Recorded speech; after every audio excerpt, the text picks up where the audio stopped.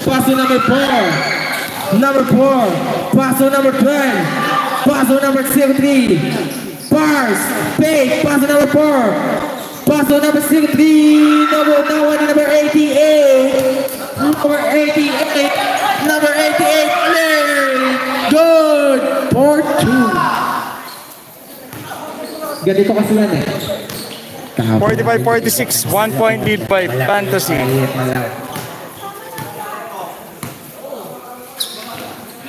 Number 23, 10 seconds to shoot. Pass on number 5, pull up, yes! No good na 1 and 14 outlet pass. Pasok sa bahay. Bilis nila, so takbong 180. 200 cheese niya pa. Dumudulong 20. Big shout out sa team committee. Sa lahat po ng committee na nanawagan ako, big shout out po sa ating lahat. Maraming salamat at iyon lang.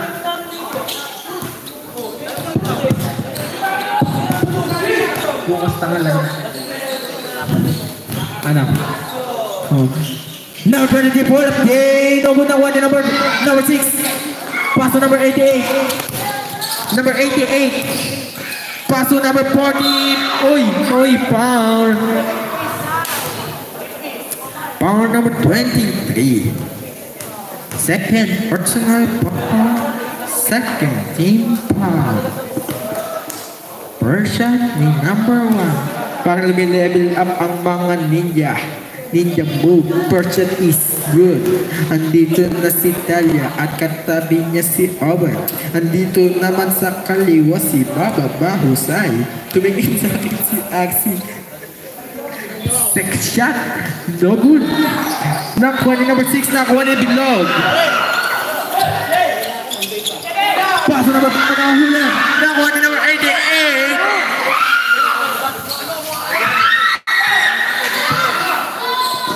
Deadlock at 46.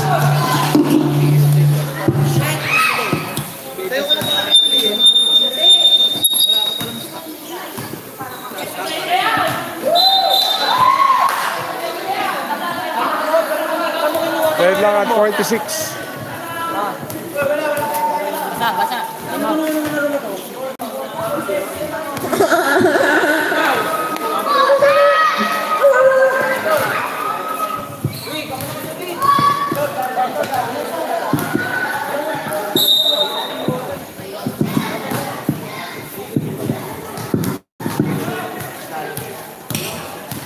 Simula pa nung bata pa ako, hindi pa ako sanay maglaro. Pero ngayon, 16 years old na ako, pumapasok na kami ng finals round.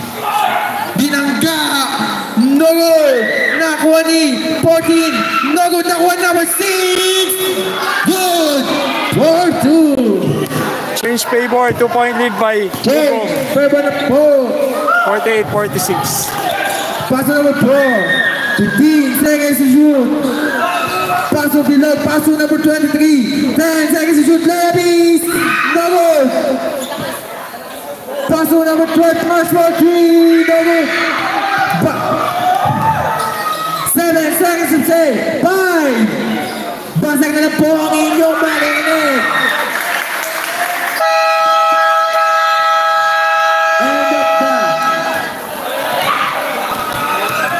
End of the third period. Yo, ang katong na tropa sa kaliwa ko. Pero ipapasa ko muna sa kanan. Pero si Artis naka-video sa amin. At si Zach ay nag-hey. Ganito kasi yun eh. Taaponan niyo po ba kayo sa loob ng malaking bahay at malawak na bakuran? Mataas na pinapaligiran at nakapilang mga mamahaling sasakyan. Mga bantay na laging bulong ng bulong, wala namang kasalpit. Marami ang nakabarong. Lumakas man ang ulan ay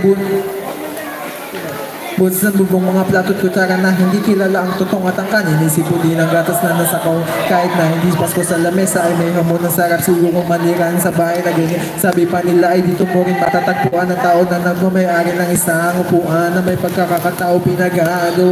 Kaya naman hindi niya pinakakawalan kung makikita ko lamang siya aking kayo po.